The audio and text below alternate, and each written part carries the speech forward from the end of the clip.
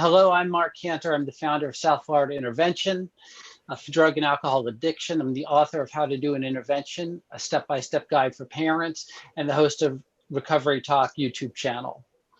If you're new to this channel and want to stay up to date with the latest thought leadership in addiction and recovery, please subscribe. Hit the subscribe button now.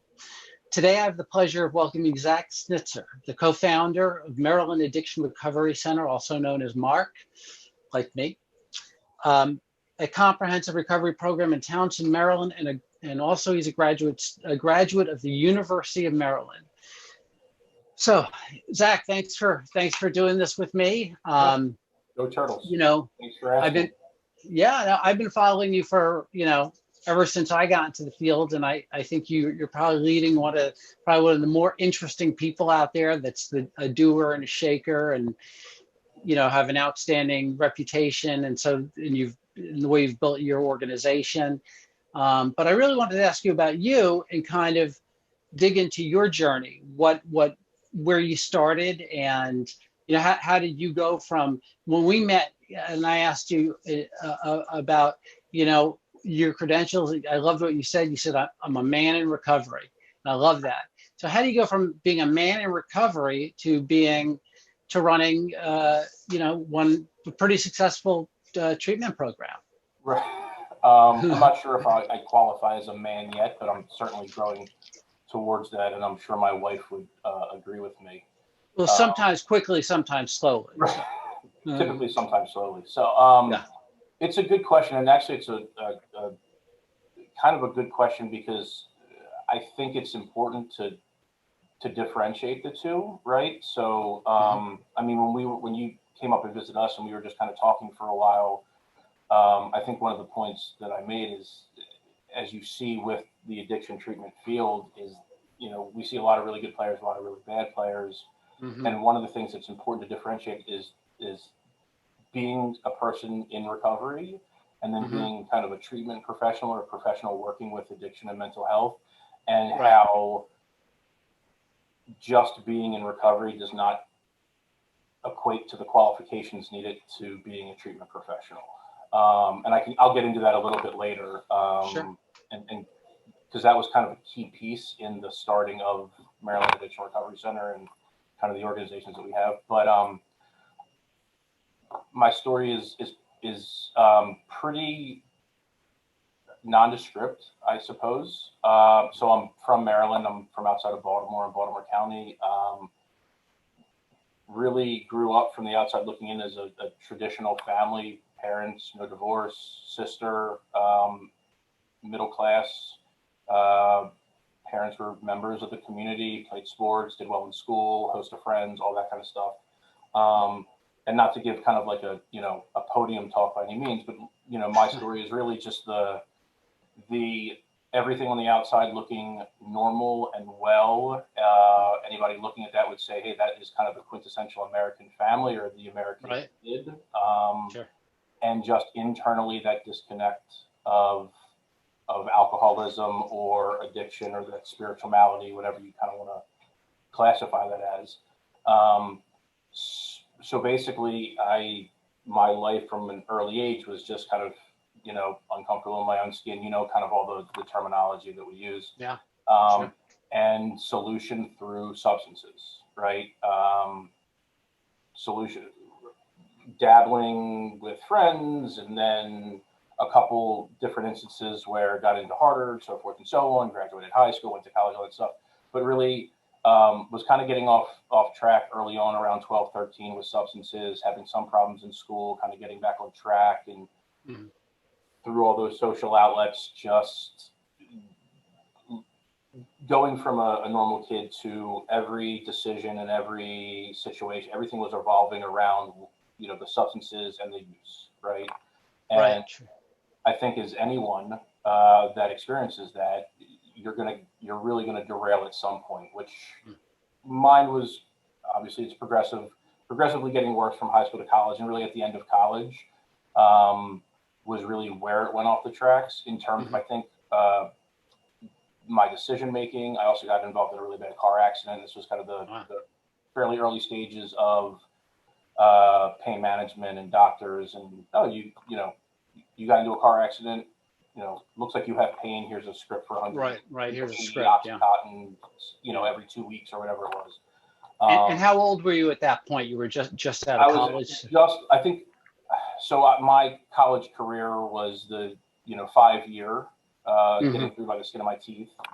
Yeah, I identify with that, by the way. So don't. Yeah, well, I'm saying with the degree on the wall, and I couldn't tell you what I learned at College Park for 5 years. But yeah. It was. I think it was right before. It was the night before Preakness that I remember. So I think it was right in between the 4th and 5th year of college.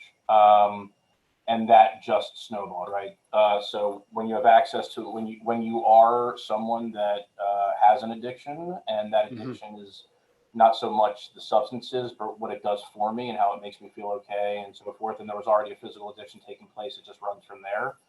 And then again, the normal story, right? So ruined relationships, numerous violent interactions, traumatic experiences, which I won't get into, but so forth and so on. And that happened for a good number of years until about 2007, which there were always some treatment interventions. In the beginning, it's no longer operational here in Maryland, but there's, I think, 18 stays at an intensive outpatient that sometimes lasted, the 3 or 4 days that I was getting Suboxone on an outpatient detox, or, engaging in a couple months in the program, couple residential stays, couple what I would consider longer term treatment, 90 days, 120 days, so forth. And then it literally just, the important part of the story is really it kind of reached the breaking point. So as I had destroyed everything, I still had my parents in my life, and the relationships that I had with what I would consider friends, but really people that were all involved in terms of using, selling, all that stuff. Violent altercation happened, had nose broken, eye socket busted, and a drug deal gone bad. Showed up to my house. I was living with my parents at the time, and my father woke me up and was like, what happened? And I had experienced, in terms of, I had just been to treatment recently. I had just been in an outpatient program. Probably, I don't even remember, my memory's not the greatest, but somewhere probably a week or two prior to that. And I actually used the 12-step meetings. I said, this happened outside an NA meeting. Right. Right. Which right. Yeah. It's like the usual stuff that you see from people that are kind of caught up in the madness and the grips of addiction. So we went to the hospital, and basically it was, okay, you're going back. My parents didn't have much experience. They sent me to treatment, but one of the experiences that's still really important to me is they were never involved in that process at any of the places that I went. So they basically sent me back to this treatment program that's not there anymore. And I had just been there, I think it was about 2 weeks ago. So I called up on the phone. They did the intake, did the kind of the phone assessment, and I went back to the same therapist's office that I had been in 2 weeks ago. And 2 weeks prior, based on my history and treatment experiences and use, she's like, look, I think you really need a higher level of care, but they admitted me at the time. And I sat back there 2 weeks later, and she's basically like, we can't help you. And 2 weeks prior, I had been sitting there, and she's like, you need a higher level of care. And I'm telling her, I'm like, no, I don't have a problem. I'm minimizing what I'm doing. I'm not being transparent in everything that's going on. And sitting in there was a darkly lit office. I remember her desk. I remember where she was sitting. I remember where I was sitting. I was in the same chair, same office. 2 weeks prior, she had pretty much given me the same speech, except this time she's like, we can't help you. You need something more than we can offer here. And she basically handed me this trifold or pamphlet or some marketing materials for this treatment center. And she's like, we can't help you. You need to, call them or call someone, that's the best we can do for you right now. And I remember when I share that story, I remember the physical release that I got when she told me that, because I responded, you know what, you're probably right. Okay. And did you feel like, okay, I'm going to go home now, or did you? Okay, okay, you're right. I need to go, because I was one of those things I had been to treatment before, but I had never really engaged in the process. I was never fully committed. I had never fully surrendered. I was always, Right. you know, Just doing time. Doing time, looking for the reason of why I had this addiction. What was the thing that caused it, right? Mm-hmm, mm-hmm. And then never followed any of the recommendations or aftercare plans or anything. And Right. I remember saying, you know what? I really remember in that moment thinking, you know what? Of all the people all the people walking the earth, I probably have the least amount of ability to say what's best for me right now. And Right. you're probably right. And I don't want to live this way anymore. And I'll do it. And basically I took that home, spoke with my parents, ended up getting into treatment. And then when I was in treatment, I had a really, really cool experience. So I went out of state for treatment. The therapist that I had sat me down after the detox, and I was on a ton of substances, and she sat me down, and I was just like, starting to feel a little bit physically better, and giving I've done this before, I know the drill, I know all this. Right. You're taking back your will at this point. Correct. And she sat across from me, and she was in recovery. She openly shared that, and I was out of state, but she was a person that was in recovery with a clinical background, but also a personal experience. And she was from kind of a similar area, right? She probably grew up 10 minutes from where I grew up. And she started kind of sharing her story with me, and she was using like the names of streets that I knew, different places. And I knew that she wasn't giving me like her clinical assessment, but she was telling me about her. And it's the identification, the sharing, the one addict to another, one alcoholic to another, whatever, and I'm just like, she knows what I feel like, right? I'm not alone in the universe. I'm not the only person that feels this way. She shared her experience, and she basically gave me the look, you've done this treatment dance of going, blah, blah, blah, too many times. We're going to kind of throw out our usual kind of clinical work that we would do with you. And what you're going to do is she actually put me kind of on a path of working the 12 steps, basically. Right. It's like, you've never felt relief from this. You've never gone through this process. You've gone to meetings, you've gone to treatment, you've, all this other stuff, but you've never actually done recovery. That's all I want you to do while you're here. And, again, and she was very clear in explaining, when you leave here, you will have to do this again. This does not, this doesn't count as right. So forth. But I did that, and I kind of started to do the work that she told me to do, and I was able to do kind of this like miniature fourth step, and sharing this fifth step with this spiritual counselor who wasn't in recovery and was very open, but basically was just listening to me. And she sent me to another part of the treatment center to kind of like sit after I shared that small inventory, to sit by myself for an hour and see how I felt. And I literally remember that experience of like hope and saying, this actually can work. Like, I'm kind of buying into it. And then I ended up getting shipped down to a recovery house in South Florida end of 2007 after that, because nobody wanted me to come home. Have a career or a family really to go back to. And I really didn't have anything. And that's kind of where the recovery journey started, as well as the treatment journey. So how long was that, from you having that conversation, you need a higher level of care, to your initial recovery? Was that a year or? No, from the sitting in the therapist's office, to graduating from sober living or leaving sober living. Oh, that was 9 months. I'm not sure exactly, but something like that. So I ended up going down to recovery house, and then really just getting kind of enthusiastic about recovery. I got into like a really good group of people, a bunch of younger, men and women that were happy, sober, and free, and enthusiastic, and actually engaged in recovery, and it kind of swept me up in that. And it was one of those things where, like, when you're in active addiction, you hear, or at least my experience, you always, like, I've gone to different like fellowships, and I've heard different people, and like they give this like talk of like every day's a struggle, but I just don't pick up, and that wasn't my experience. Once I kind of started taking the action, and I was like, oh, this is what life is. This is what I'm supposed to feel like. This is what life is regularly, and it was a really good feeling, and that's kind of what brought me then to, you know, everything else. Right. You know, moving home, starting, you know, co-founding Marc and Lenovo and some of the other stuff that we're doing. Like everything stems from that, you know. So so, you know, and that is, you know, what real recovery is, you know, it's not living with the craving, but denying it. It's just you're relieved of, It's removed. you're free. Yeah. You're free. Yeah. Yeah.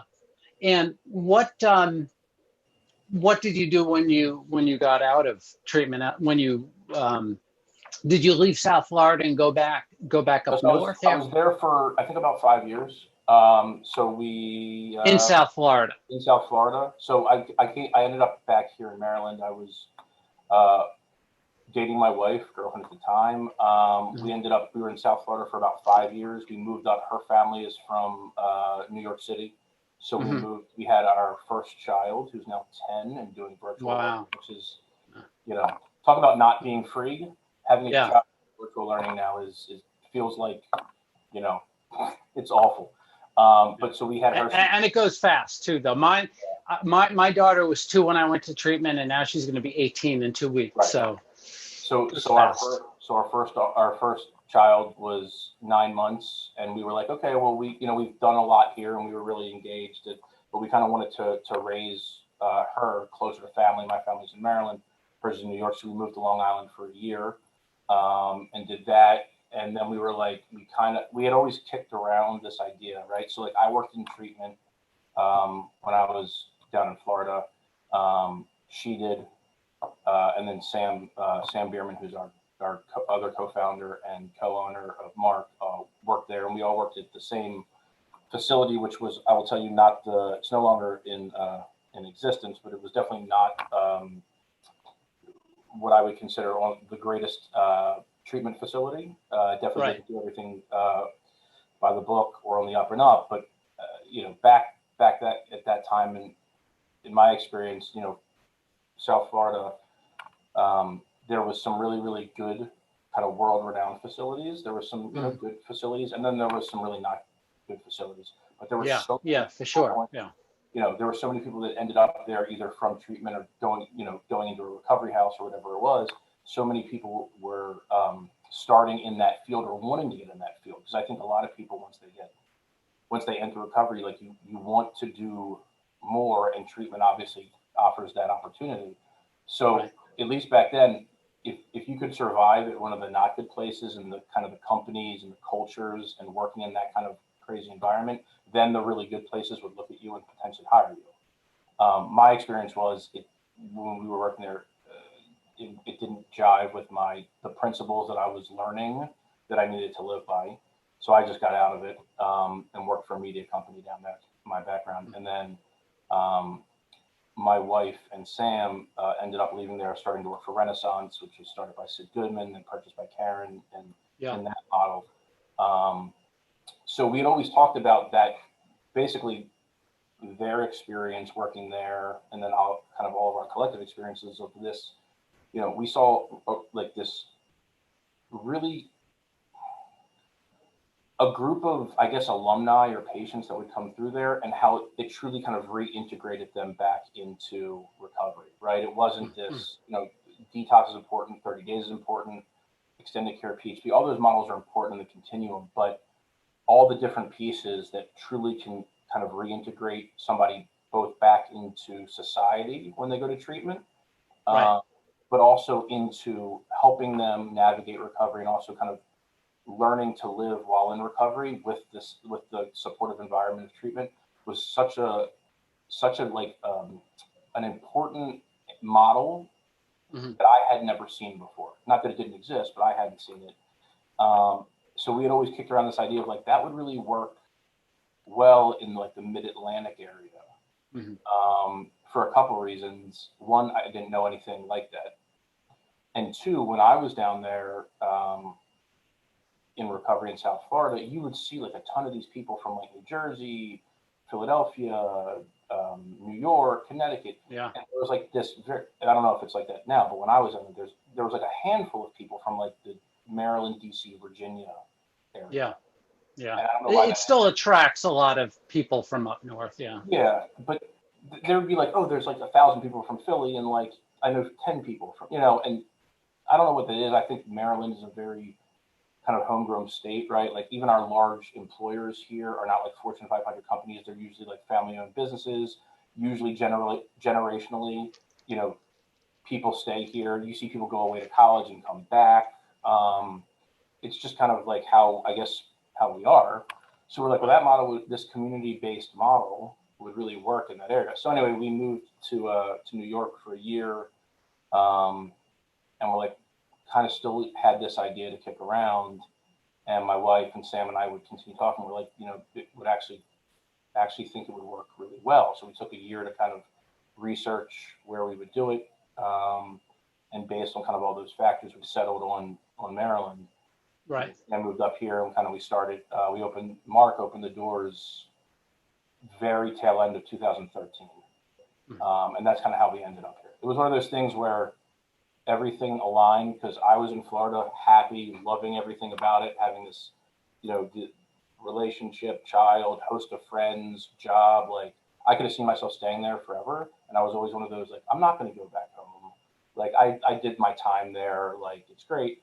And then everything kind of organically fell into place. And then I ended up back here, 10 minutes from where I grew up. So right, here we are. Life comes full circle. What did the first iteration of Marc look like?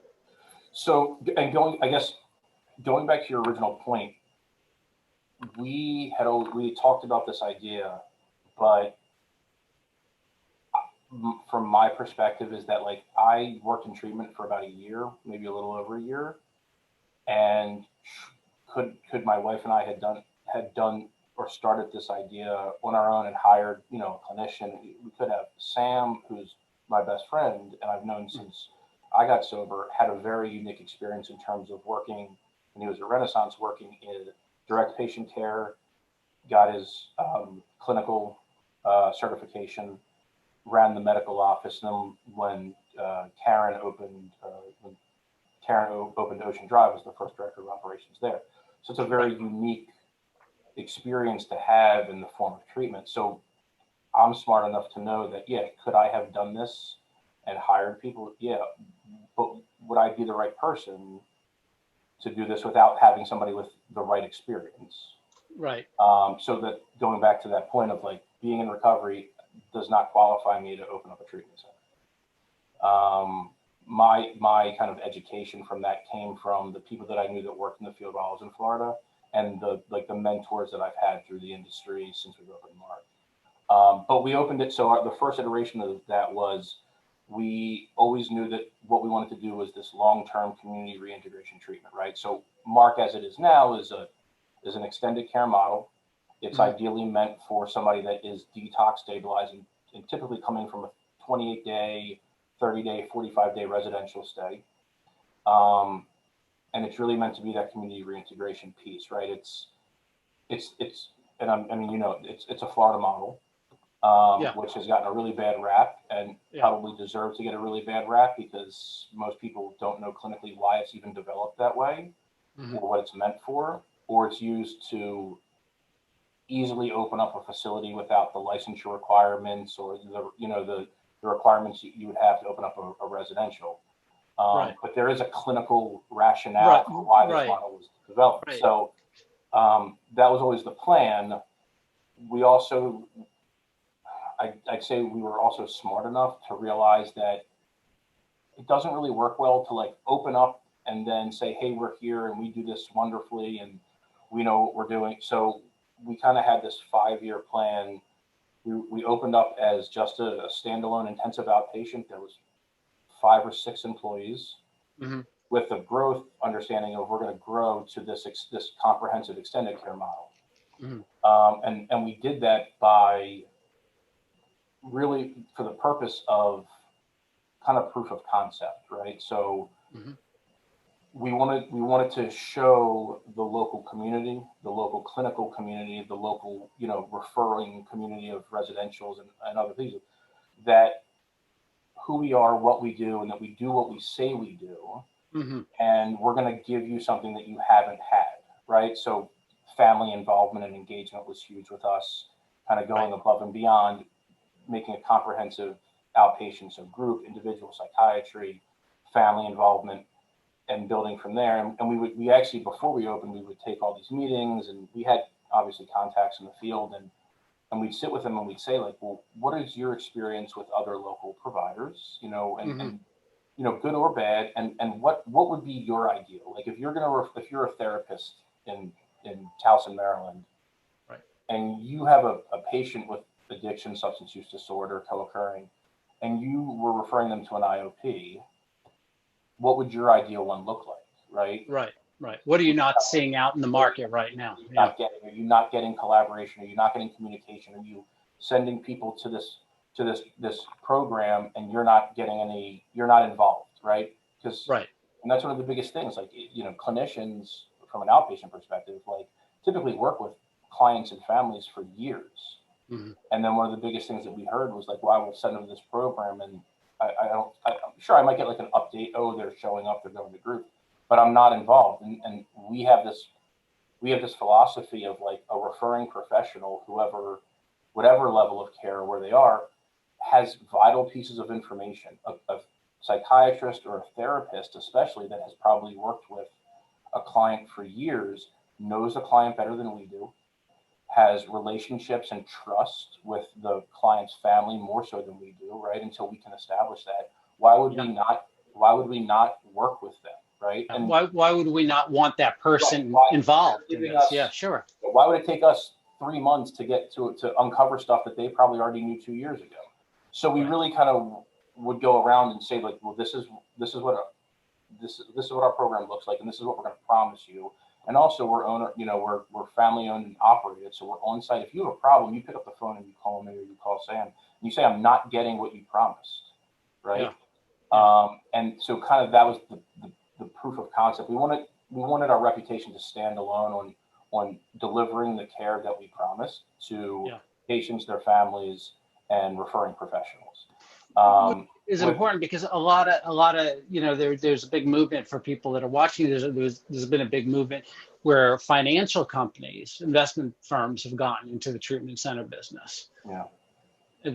So being family owned and operated, having that accountability, having that person there. Well, it's important because, and I'll tell you, like, we and I tell this to people when we talk all the time, like, we will screw up. No one does everything perfectly, and the cases of people that are dealing with substance use disorder, addiction, co-occurring, are, I mean, I can't say this for certain, but they seem, at least since we opened to now, more complex, right? The substances are more complex. They're using more, the family dynamics, like all these pieces are really, really complex, and no one is going to do well every time, and you're not going to make everyone happy, and you're going to screw up.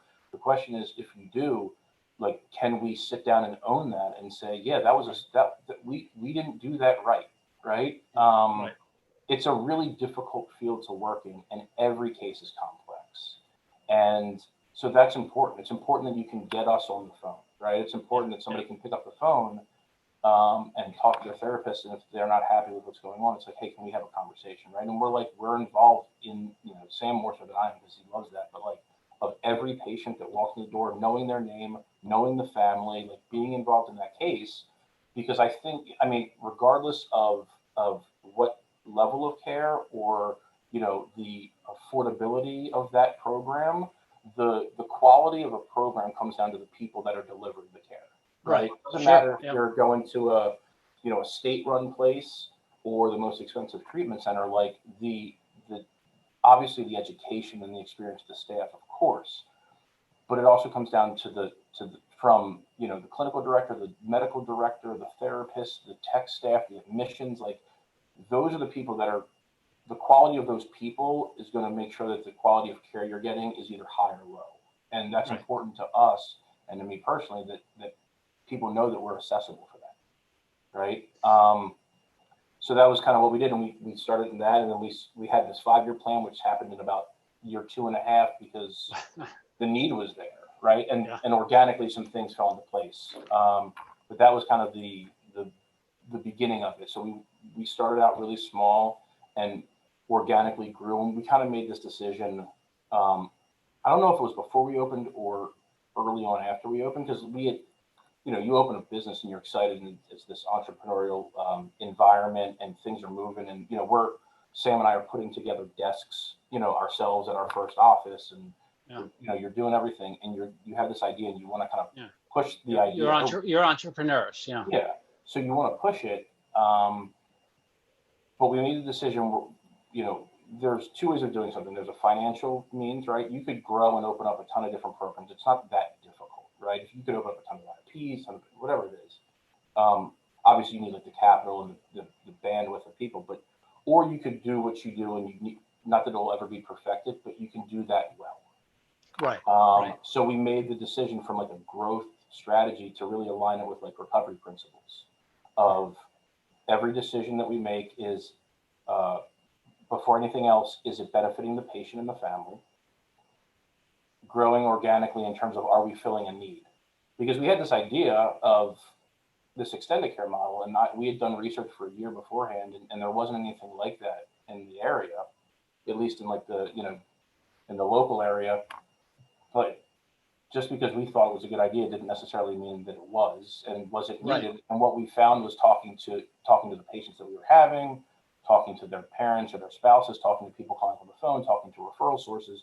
What happened was we would kind of tell them, this is what we're going to grow to, but we're not there yet. We're not there yet. We're not there yet. It'll come eventually. But they were starting to ask for it more so, right? We were getting residential places calling, sending people back that we had relationships with to Maryland, or even like the DMV area, and saying like, well, if you had this, we would have this many, because they need somewhere to go. They're coming back, but they can't go home. Right. And then a couple of things kind of fell into place. Like the first community living piece that we had was a guy from the rooms, who's a friend of mine, whose sponsor worked at this company, like a real estate company. He's like, I got this really weird property that like I don't think I can ever sell. And he's like, it might work for you. And we're like, nah, probably not. Let's go see it. And it was like perfect. Right. And it was affordable. Like it wasn't this like grand thing. And then the community living space that we have now is literally, right across the street, which came from the same guy who's like, hey, there's this building that, and it just kind of worked out. Things kind of started, you know how it works in recovery. Yeah. The pieces were fitting together. Yeah. You put it out in the universe, and you take the action, and you do right by your patients, and things kind of start to fall into place. Yeah. So that's kind of how we got to where we are. So what is your prototypical, what does your ideal client look like? So again, we're in extended care. So we built it out to be a strong clinical program. So most companies, like we don't have a team of outreach people or marketers. We spend about 1.5 to 2%. Most places spend a lot more. We don't have like a team of people. We don't advertise. It's really through relationships. Right. And we put most of it back into the staffing. So we are a long-term program. We tell people it's a 3-month, a 90-day minimum, but it's really based on kind of the need. And most people come to us and stay with us for about an average of about 7 months. Wow. Some can stay longer. And if they stay in the local area, they can stay with us for a year or longer because they're on the outpatient, they're seeing the therapist. Our ideal client is, the deal, traditionally extended care, young adult, which I would say is 18 to 35. We do have male and female. Yeah, male and female, 18 and over. We do see older adults, but usually those are like, it's either young adult failure to thrive. Mm-hmm. Not that I like this term, but like chronic relapsers, right? The person that's been to multiple 28-day programs and has consistently relapsed over a course of multiple treatment stays. Co-occurring. So we have, we make sure, because, people kind of promote themselves as co-occurring. You have to be co-occurring. If you work in addiction at this point, if you can't handle those. So we have 2 psychiatrists and a nurse practitioner. We have about 45 to 50 hours weekly of psychiatric coverage. And they sit in rounds, and they see them for individual sessions of work and integrate it with the clinical team. So that's probably pretty much the ideal client, right? So it's that 18 to 35 failure to thrive, or traditionally like your chronic relapse or co-occurring conditions. We have a clinical team of clinical director who's a doctor level therapist, and then we have 12 individual therapists, master's level, or some are duly licensed, master's mental health and drug and alcohol certification that are all primary, so they hold the caseloads. And then we have, for the long-term program, we've added two pieces. One is a partnership with Karen. We are able to utilize, so we have a clinician here that oversees that, and then she works with Karen's team for their college success. Right. So young adults that need to go back to school either have never had a higher education, had to fail out or take medical leave, and she navigates that, because that's a really difficult process, right? Because we've had, and I'm sure every treatment center has, the young adult that's been pulled out of college, fails out, whatever it is, relapses or has an issue, and within 2 weeks of them being in treatment, mom and dad are like, when are they going back to school? Right. When are they going back to school? My son or daughter, I'm embarrassed because they're a year behind all their other peers, and I see the other parents all the time. And that's a normal thing for a parent to go through. Sure. So navigating that. So Sarah, who's a clinician here, so she works with the team at Karen to kind of navigate. She sees them individually. We can proctor tests here, and then they can it's working with them to go through that process of, do they start taking classes online? Do they go to one of the local community? We have partnerships with the community colleges in Maryland, Towson, Goucher, University of Maryland, Morgan State. Do they start taking classes there? Or are we going to start doing some things while in treatment, maybe doing an online class and then going back to the university that they had to leave, or potentially going to a different university that has a more robust collegiate recovery program? Right. So she does that. And then we have a full vocational program. So again, traditionally, most people are coming to us without a career. A lot of people are coming to us, the young adults that really don't have basic job skills. So we have a clinician that also oversees that program, Kyle, who's a master's in education and also a licensed professional counselor. And that's kind of a phase system where, whether it's an 18-year-old that doesn't want to do higher education and really just needs a recovery job with the basic skills to kind of acquire that, he works with them. Or it could be somebody that comes to us, and again, we're not an executive program. We're not taking, CEOs of companies. That's not who we work with. But we do get kind of like the kids of those people. Yeah.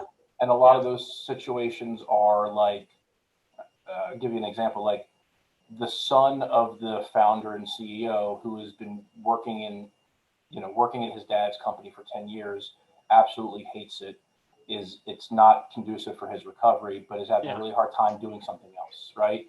Yeah. So kind of helping them because he thinks that's what's expected of him. Yeah. Correct. Navigating the family dynamics of that, and helping them kind of move careers. Or it could just be somebody that, a normal person that has a career, they went to school or a trade, whatever it is, and now they have to reintegrate back into that career while in recovery. Yeah. And those are all different kind of pieces of that. So those are two of the main pieces. Really the model is meant to be, again, this community reintegration that removes those barriers of what I think a lot of us see as traditional treatment, right? 30 days, go to meetings, detox, go to an IOP, and that works for a lot of people. Like my experience, that worked for me, but I had a lot of life skills that really would have been developed had I had really the support, right? I was lucky enough to fall into a group of people in recovery that kind of helped navigate that for me.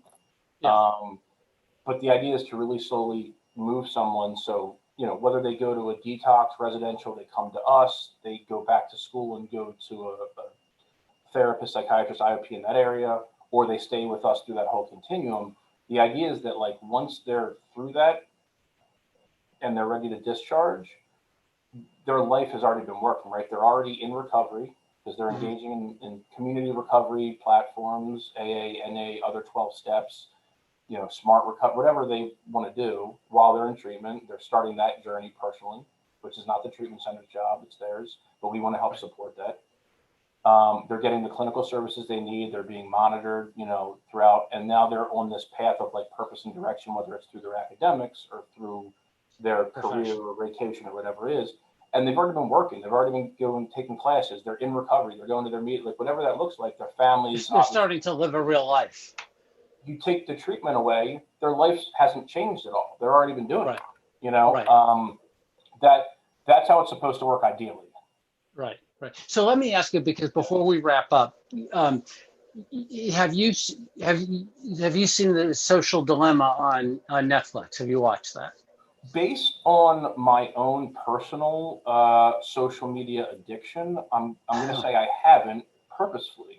No, I haven't, but I've heard about it. And so what do you? I mean, I recommend it, but also it really lays out the case for how technology is affecting kids, and really they're in this drugged out state. There's a scene actually which kind of made me laugh, where a mother collects all the cell phones at the dinner table, puts them in a plastic lock thing that has a timer on it, and then puts it on the counter, and I laughed. I said, well, any self-respecting addict is going to bust right through that in 2 seconds. Right. A minute later, the youngest kid gets up, appears with goggles and a kitchen mallet, and destroys the thing, pulls out the phone, and that's the end of that.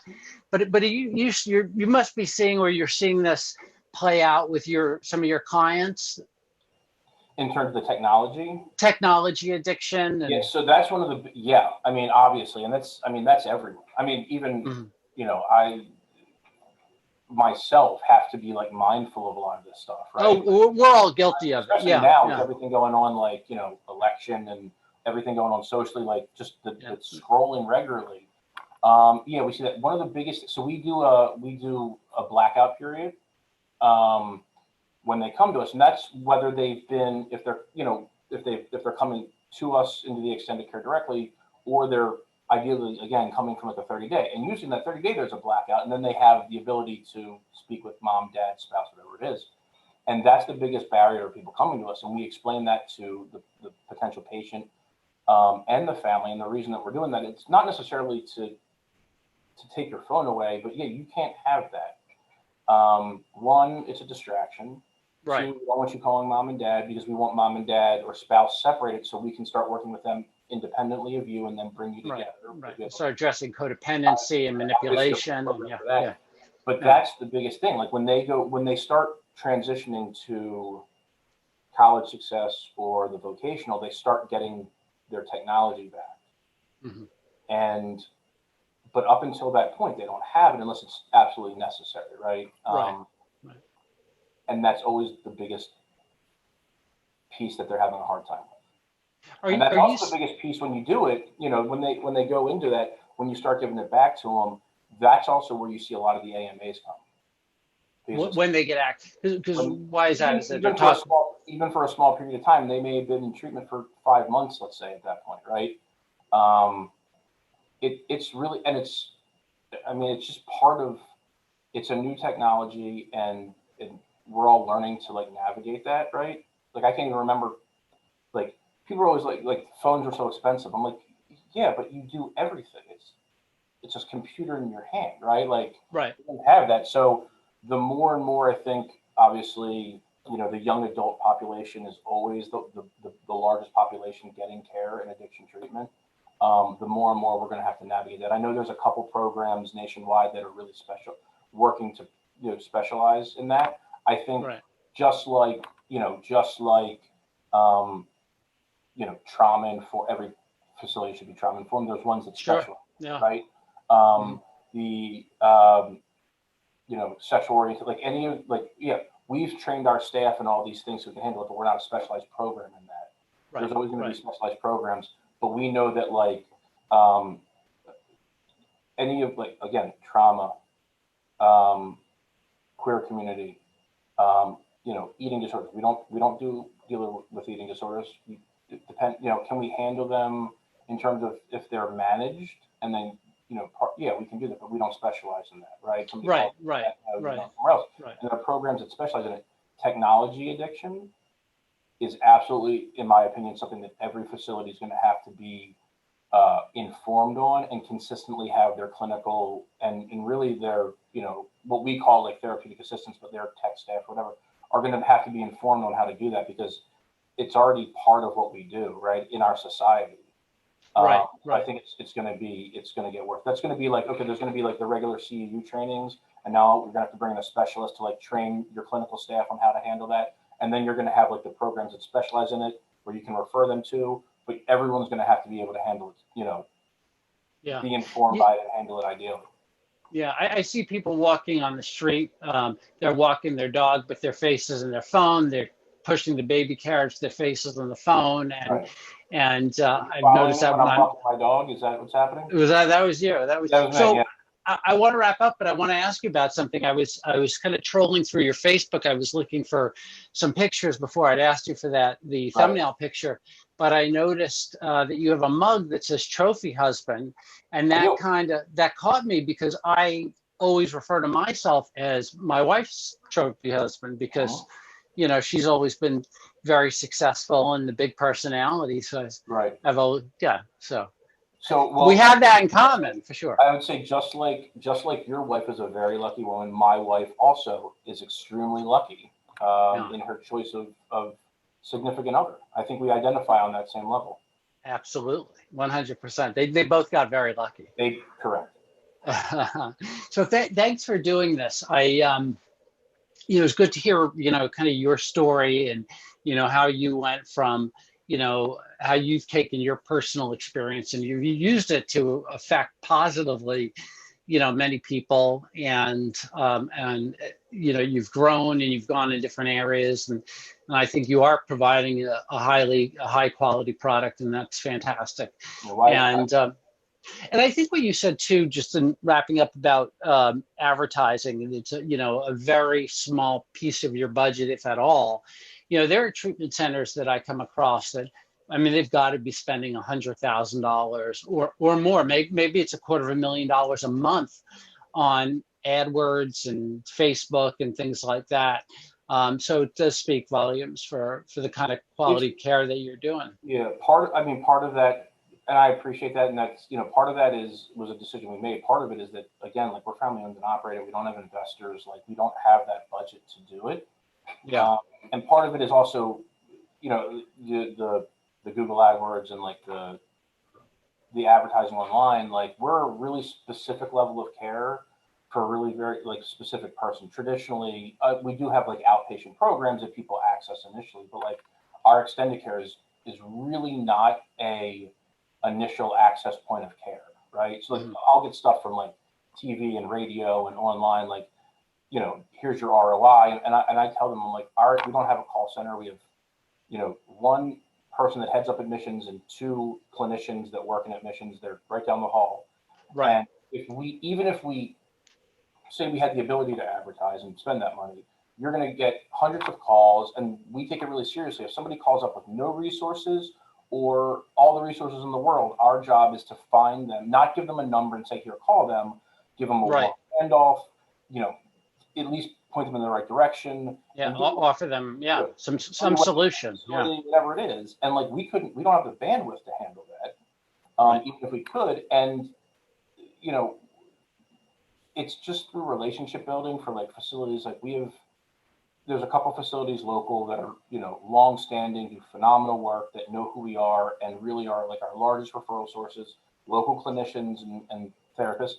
And then there's a lot of programs that we're connected with nationwide that also do really good work, where it might be, a patient with specific clinical issues and, specific family dynamics or whatever the case may be, that we need to know that we're going to get them to the right place that meets their clinical needs. And so we're connected with these different facilities where it's like somebody calls up with, like I had a call, I'll give you an example real quick. I know we have to go, but I had a call from a family member that was in southeastern area in Georgia, right? Mm-hmm. And the dad called me and gave me the whole kind of rundown. And she's currently in a facility now for 30 days. And dad, who had no experience in treatment, was really actually really good in understanding of like, I want to do this right. I want to get her long term. You guys came highly recommended. And and I talked to him about it. And I'm like, look, you know, what you're telling me, the situation, parents are divorced, you know, there's a lot of family dynamics there. I go, I don't think she should leave. I think she needs to be close by you and her mom. She needs to work on those issues. And there's definitely places that are, I mean, was she a fit for us? Yeah, absolutely. But would that have been best for her?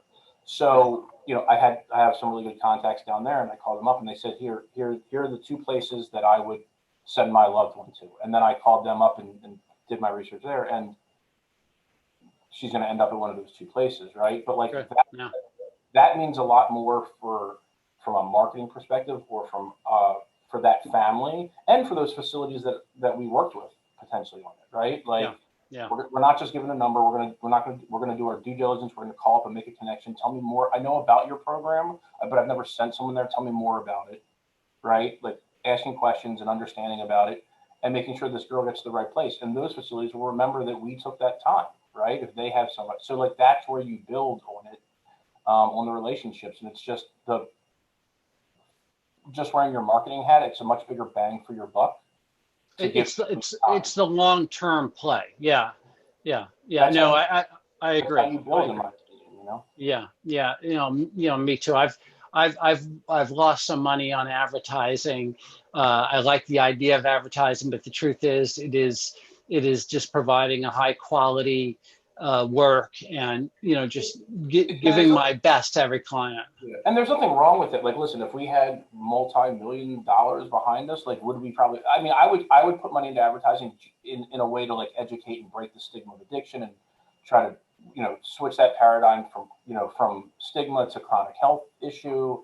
But like, we don't, and we're very specific level of care, and it means more to me personally, and I know us as an organization, to really have these relationships with really other good professionals and facilities throughout the country, where like we can call, and I'll tell you real quick, that came in real handy with COVID, right? Because what we were able to do is we pick up the phone and talk to other executives at treatment programs throughout the country, and we're like, what are you, because COVID, we didn't know, like that came out of nowhere. We're trying to follow the CDC guidelines, they're changing regularly, and we're picking up the phone and talking to other organizations of what's working, what's not, and not just for us. I know other organizations that work with each other. One organization didn't have any PPE. This other treatment center had a really good connection with a distributor. Got this other facility like that. Those things also come in handy also. So it's just, you know, it's the true nature of collaboration, the principle and the spirit of it. It goes a long way, you know. So before we end, people that want to know more about Maryland Addiction Recovery Center, what's your website? It's too long. It's www.marylandaddictionrecovery.com. Okay. And is there a phone number? Of course there is. Of course there is. Yes. 410-773-0500. And I'll link those in the in the video when I put a little description of the video. I really appreciate you doing this. It's been fun. It was great to hear your story. It was great to hear more about, you know, the kind of care that you're providing. And I appreciate you coming on. And I told you when we talked a while back, the videos you started doing, and I saw you had Sam Davis on recently. Another good guy. Sam is doing a lot of these, like looking at the intervention, you know, kind of telling that story also. And I told him, and I told you, I think it's a really, really good platform, because I think we sometimes lose the perception or the perspective that like we're in the field, we do this every day, that like this is kind of common knowledge. And like, you know, I always, like, there was a family in yesterday, I realized like they have no idea. Right. Level of care, they don't know need, they don't know terminology, they don't know anything. So like even somebody stumbling upon like the stuff that you're doing in terms of the video platforms, I told Sam the same thing, the stuff that he's doing, like, you know, just because you've seen intervention doesn't mean you know what the hell an intervention is, or really the value of what an interventionist does, right? And that's a really good platform. That's like a really good content that you know you guys are getting out there. But like we can pick up, somebody in admissions calls up and says, if somebody calls our admissions and says, oh, you need an intervention, hey, I can give you an interventionist. I can also point you to this so you kind of understand what that process is, right? Mark Right. doesn't just show up one day with, have write some letters, let's go Right. sit down with your loved one, right? Like this is a process. It's a bigger process. As much Yeah. as the patient, and you're Yeah. with them during that, right? Like, Yeah. so this is great. I really love it. Well, and I always tell families that that call me, that 80% of my work is with the family, 20% is with their son or daughter. Yeah. Look, I could be spending a week or 2 weeks talking to that family, plus a full day of pre-intervention education, which we do. And then I'm not meeting your son or daughter till they walk into the room that morning. Now, it's a very meaningful encounter, and I usually will build rapport with them along the way during the day.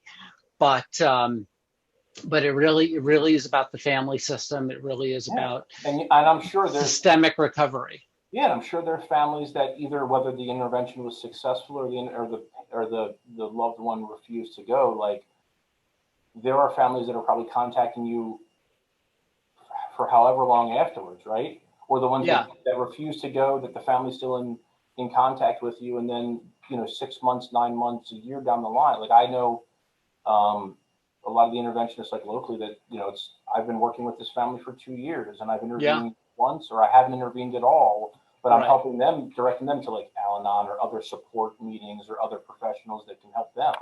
Right. And like no one, I think we assume that because we're in it regularly, that everyone understands this. And I always try to remind myself, like, very few people really understand, like, behavioral health and addiction treatment. So I think it's a great platform that you're doing. I really appreciate you having me on. Thank you. I appreciate that. And again, thanks and have a great weekend. And we'll talk soon.